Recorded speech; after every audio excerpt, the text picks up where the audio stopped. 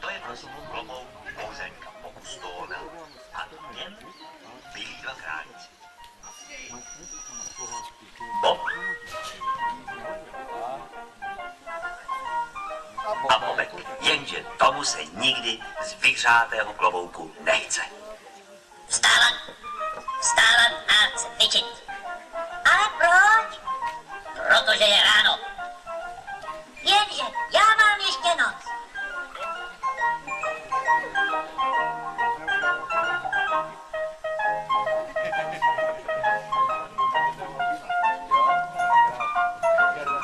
To já mám taky, no. Válka mám.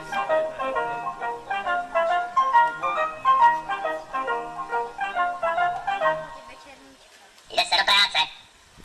A proč? Protože práce šlechtí. Smí být moc.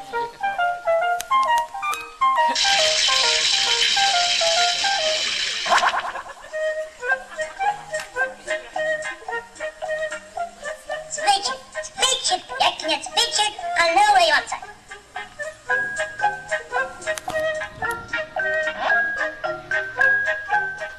To je dneska prýma den, že jo?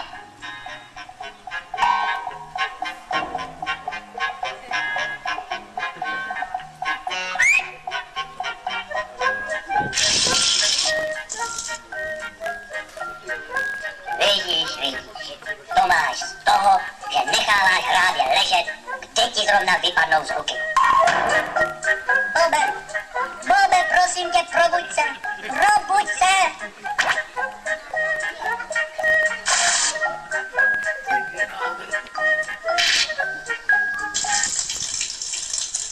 Ty bys mohl dělat vodotrysk.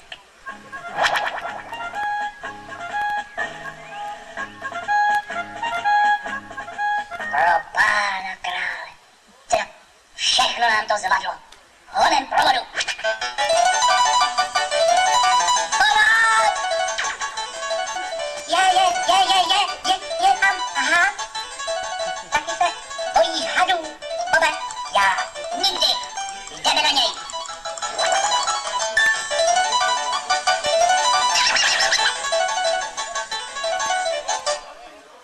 Teď je to hadice. To jsem rád. Ta aspoň není jedovatá. Tak a můžeme stříkat. Já první. Dej to sem. Ne, nedám. Pojď to. Ty to půl. Nepustím, já jsem starší. Teď si stříkej. Tak nehloupni. Budem se střídat. Bazár, pouštím.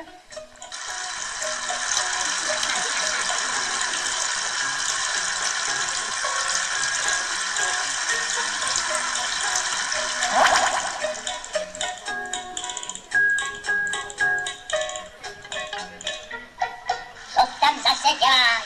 Odpočívám.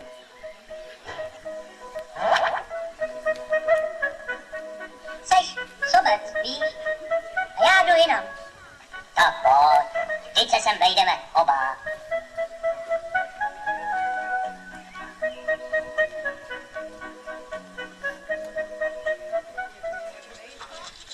Slyšel jsi? Slyšel.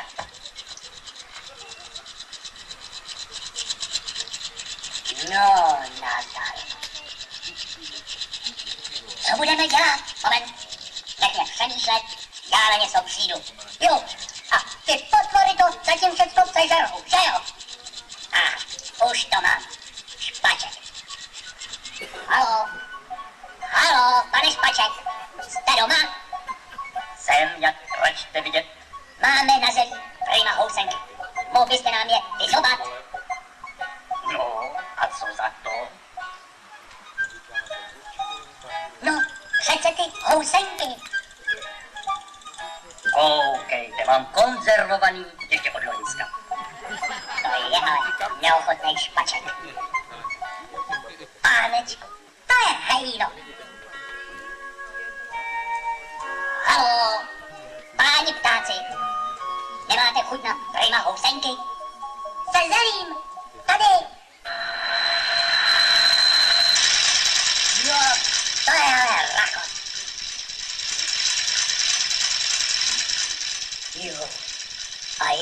po housenkách.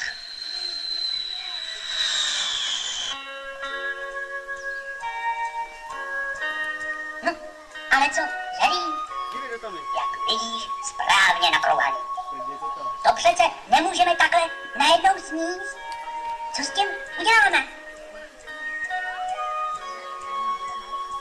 Můžeš mi gratulovat. Mám to. Seženem sudy a nadáme do nich zelí. Umyjem si pořádně nohy a budeme šlapat. Pak bude večer, já budu tak ospalej, že při tom šlapání usnu. Ty mě odneseš domů, viď? A bude mi blaze.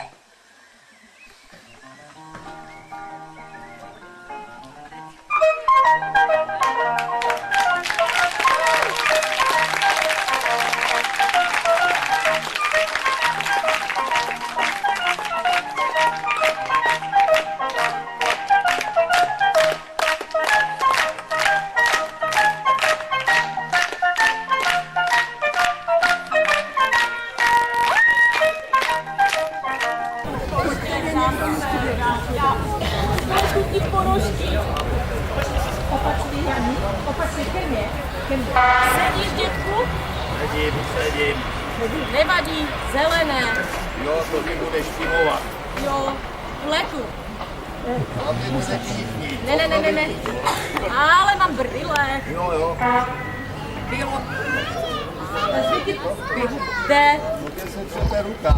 To trochu. Bylo nebylo, v jedné malé obci, mezi dvěma kopci, žili dědek s babkou.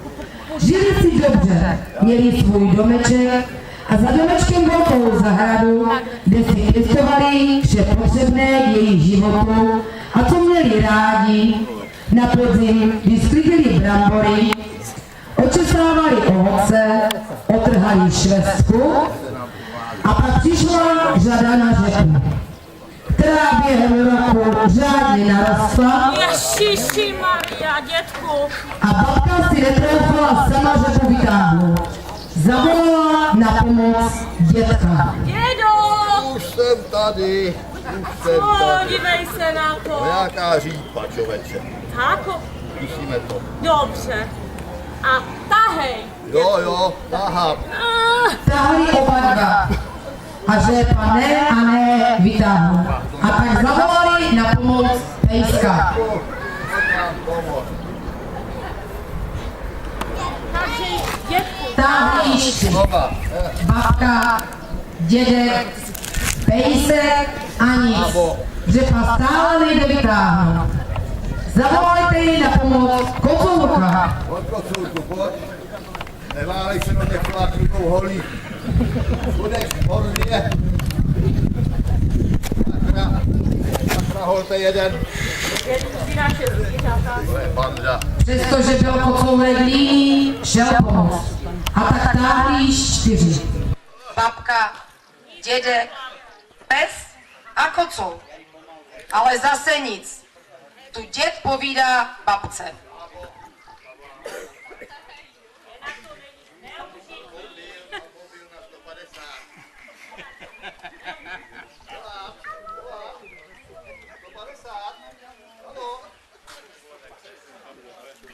A tak mobilem zavolali 150. A službu konající hasič prosbu přijal a slíbil pomoc. A tak hasiči přijeli, přijíždí.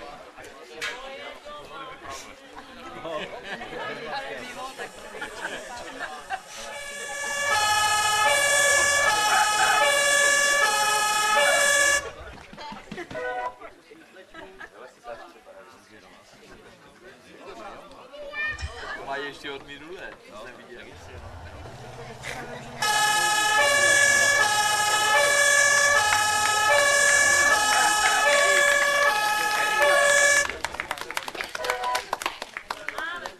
Hasiči přijeli svým vozem, velitel zavelel, hasiči přispěchali,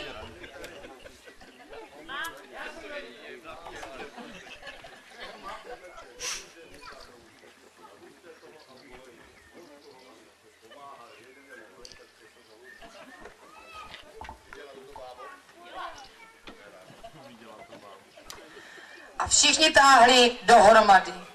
Vytáhli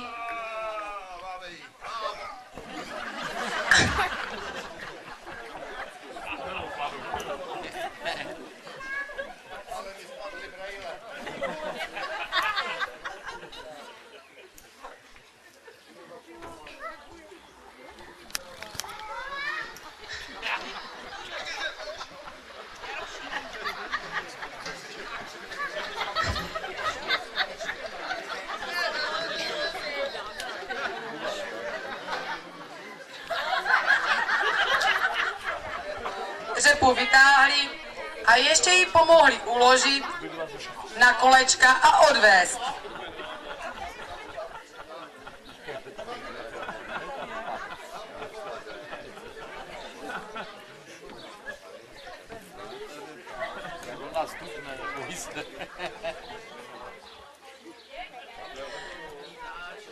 Dědek a babka jim poděkovali a na rozloučenou jim zamávali.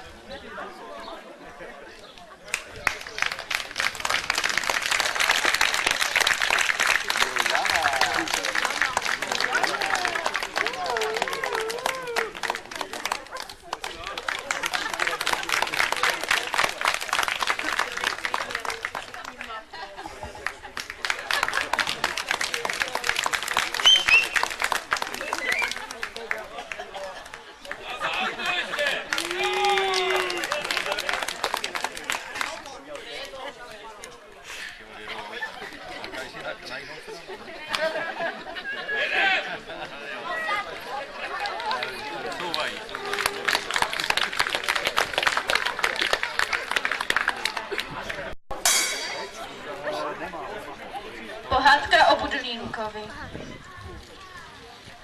V chaloupce u lesa žil dědeček s babičkou. Žili spolu šťastně a měli se moc a moc rádi.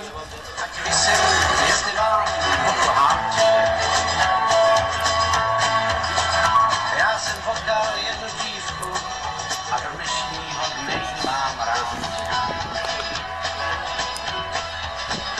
Nikdy neměla zlost, když jsem hluboko do kapsy měl. Vždycky měla pochopení a já se s ní nikdy hádat nemusel. Když si báječnou ženskou vezme báječnej chlap, tak mají báječnej život, nejbáječnej bezúkap. Spolu s nimi žil i vnouček Budulínek. Byl to kluk trochu zlobivý a neposlušný.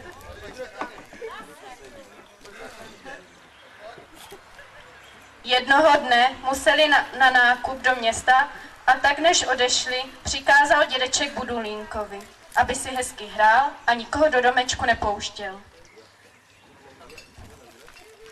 Budulínek to svatosvatě slíbil.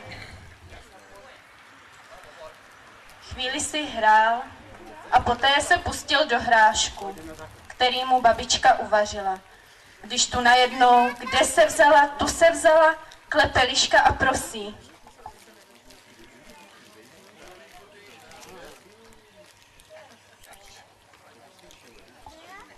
A Budulínek otevřel dveře.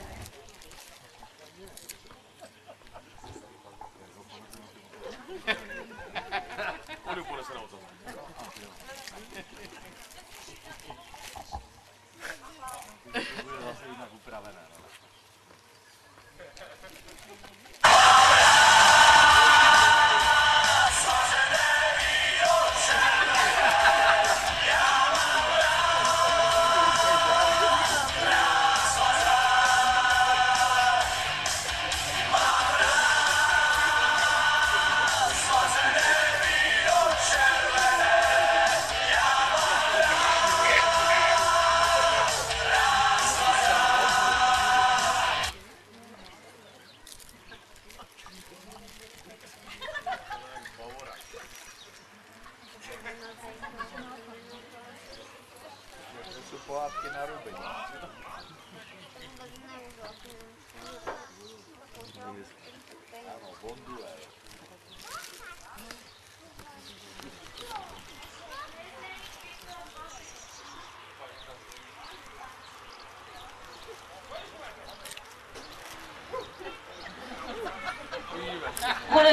Budulínek si sedne líšce na ocas, ta s ním oběhne párkrát kolem stolu a Heidi s ním ven do lesa. Do liščí nory.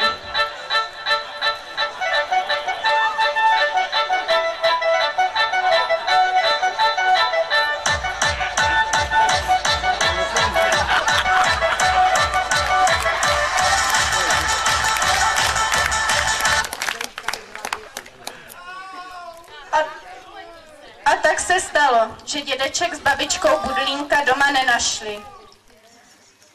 Dědeček, moudrá hlava, se dovtípil, že Budulínka odnesla liška do lesa a hned si věděl rady.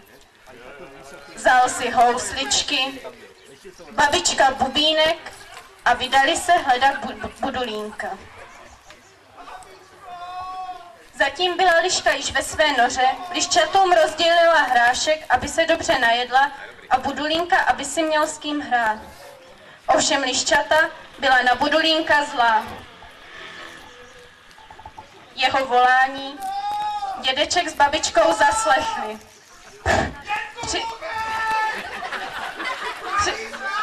Přistoupili k noře a dědeček začal hrát na housle a babička na bubínek.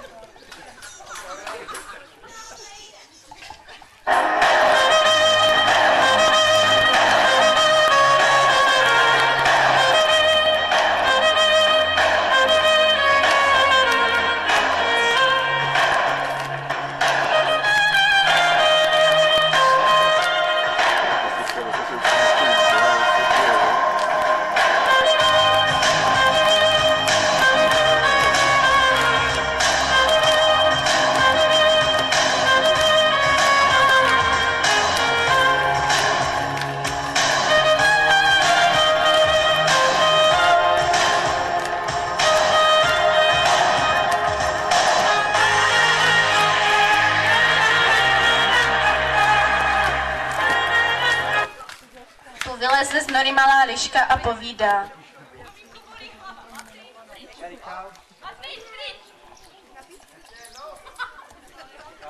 Dědeček chytí lišku a šup s ní do pytle a začíná znovu hrát na housle.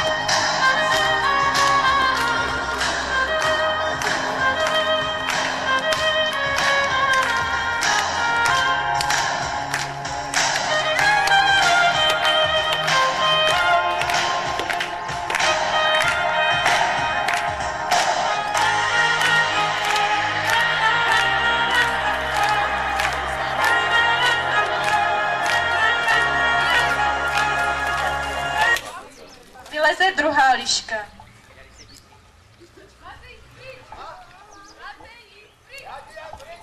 Dědeček chytí lišku a opět s ní do pytle.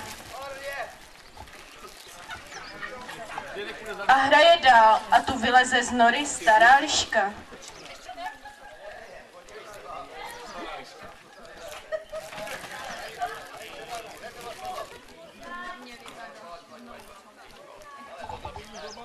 Děda ji chytne a šup s ní taky do pytle.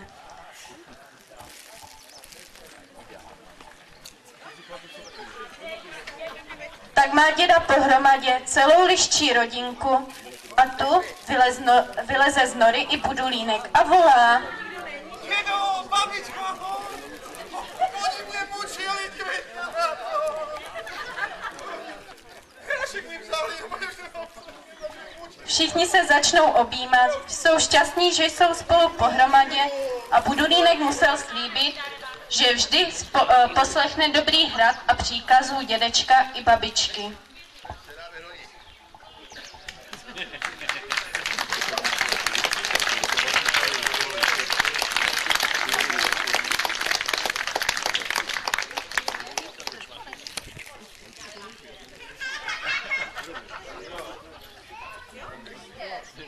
popelník je asi špatně.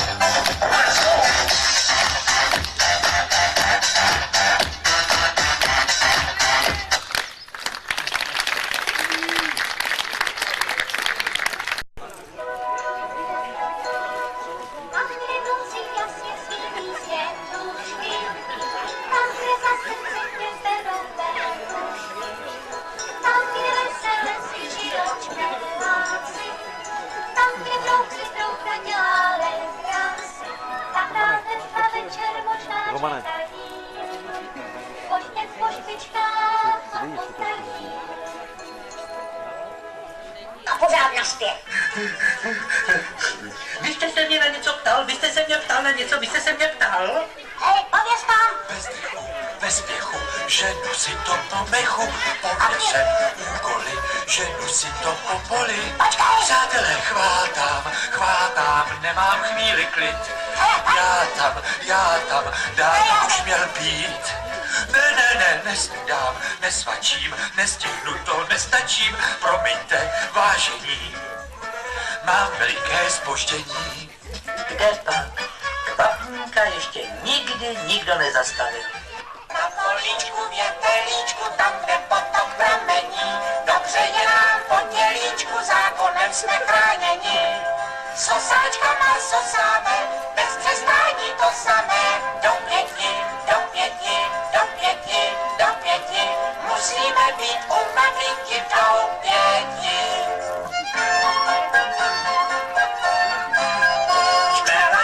Čvela, čiskat, to jsou kluci veselí. Jestli se vám děti stýská, najdete nás v věteli. Sosáčkama sosáme, bez přestání to samé. Do 5, musíme být u maminky do 5.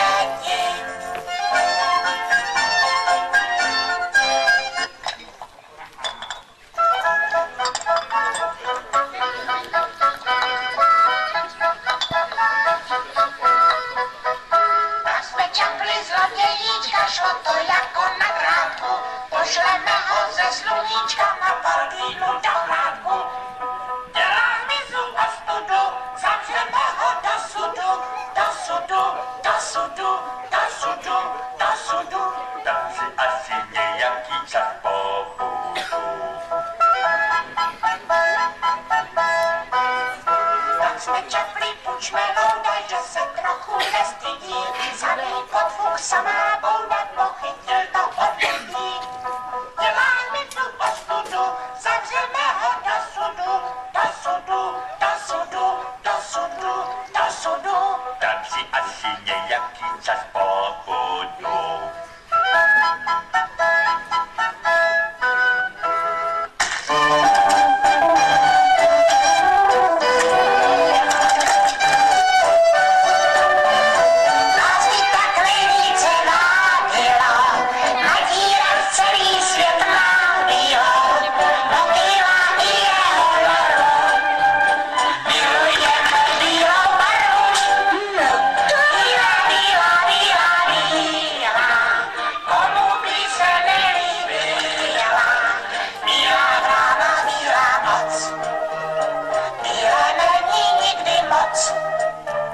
Čmeláci, byste snad šílení, okamžitě nechte bílení, kdo se někam neuchýlí, za chviličku bude bílý.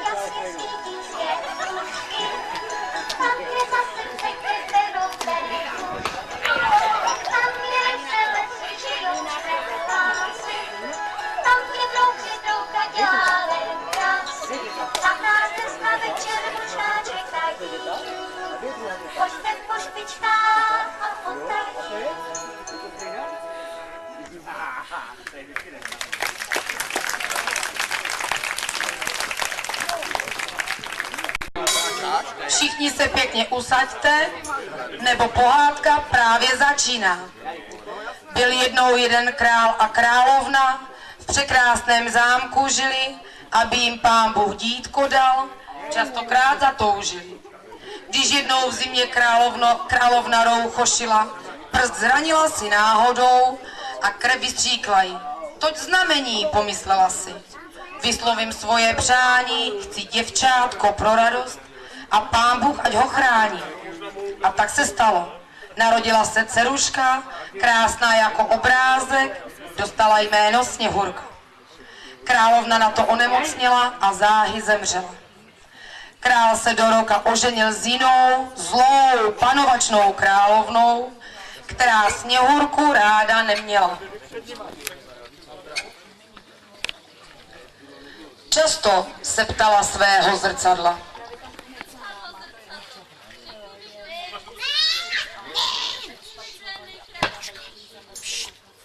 Krásná královno, ale to mi zdejší je nejkrásnější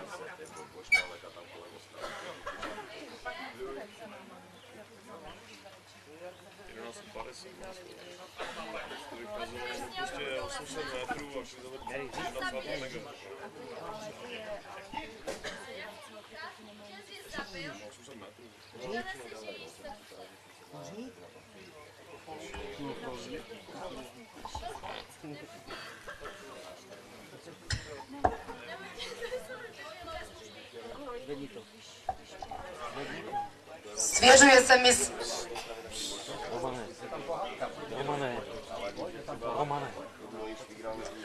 Svěřuje se myslivec Sněhurce s tím, co po něm královna žádala a prosí Sněhurku, aby se do zámku již nikdy nevracela.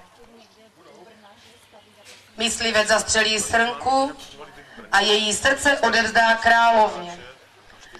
Sněhurka mezi tím bloudí lesem, až uvidí malou chaloupku, dodá si odvahy a vstoupí dovnitř. Uvidí veliký nepořádek, malý stůl, 7 židlí, 7 talířů a pomyslí si, kdo pak tady asi bydlí. Sněhurka, přestože byla unavená, poklidila v chaloupce, uvařila dobrou polévku a únavou usnula.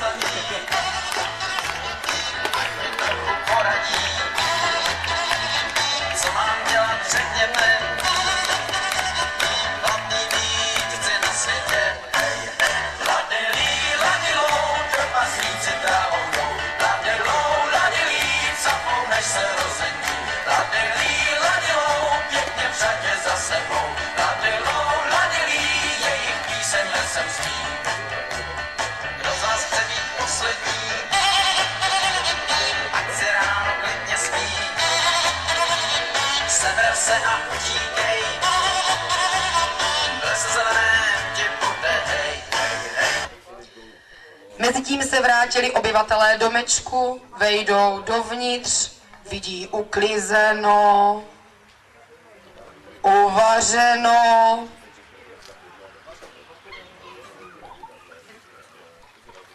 A v posteli spí Sněhurka. Na stole stojí kytka, kejchal si přivoní a začne kašlat a Sněhurka se vzbudí. Ptají se jí, kdo je, a Sněhurka jim vypráví svůj osud a prosí trpaslíky, zda by nemohla s nimi žít v domečku. Trpaslíci neměli to srdce jí vyhodit, A tak zůstala. Královna se opět ptá svého zrcadla.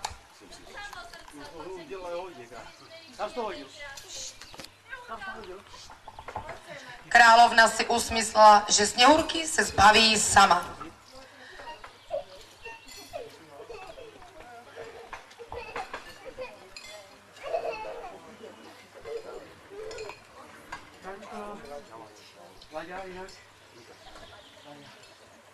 Přestrojila se za starou babku, napustila své jablíčko jedem a vydala se do lesa hledat Sněhurku.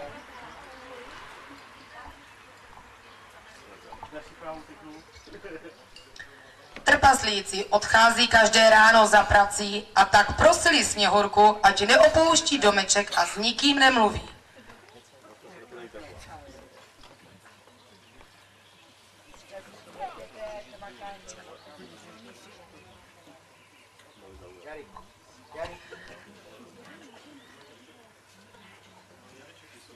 Trpaslíci odešli a po chvíli našla cestu k chaloupce i královna, převlečená za starou babku.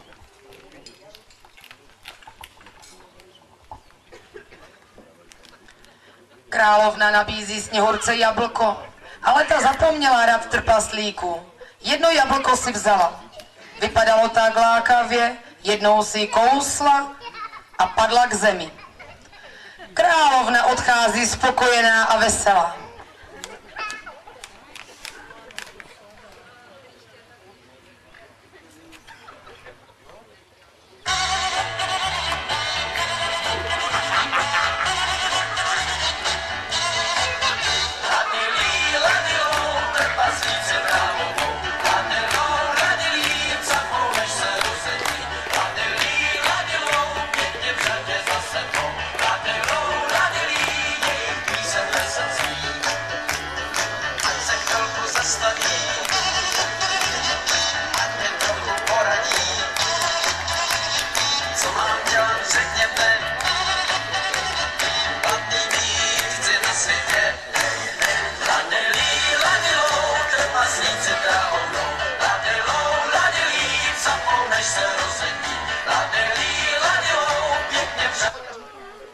Když se trpaslíci vrátili domů, spatřili Sněhurku ležet na zemi bez známek života.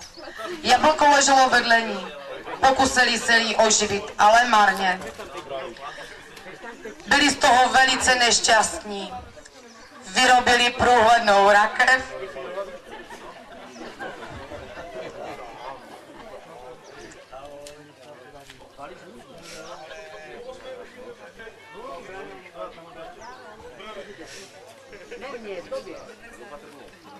kam ji uložili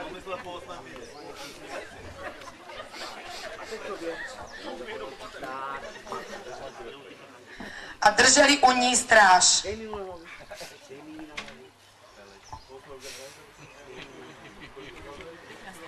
Krásný princ, který jel okolo,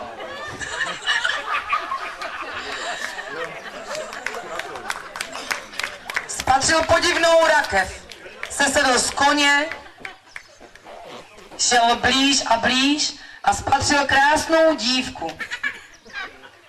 Něžně jí políbil, Sněhurka otevřela oči, spatřila krásného prince, který se do ní na první pohled zamiloval. Ptal se jí, zda by si jej vzala za muže. Sněhurka souhlasila. Poděkovala svým trpaslíkům a odjela s princem do jeho pohádkové země.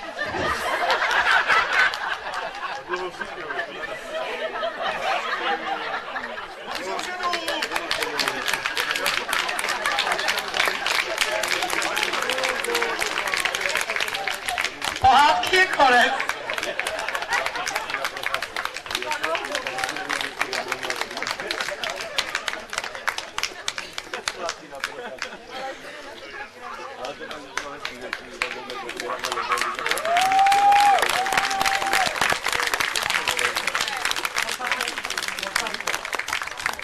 Tak. To je pro nás, od nás, pro vás vše. Doufám, že jste byli spokojeni, že se vám to líbilo. Aspoň já můžu říct, že byli bezvadní. Takže my vám děkujeme.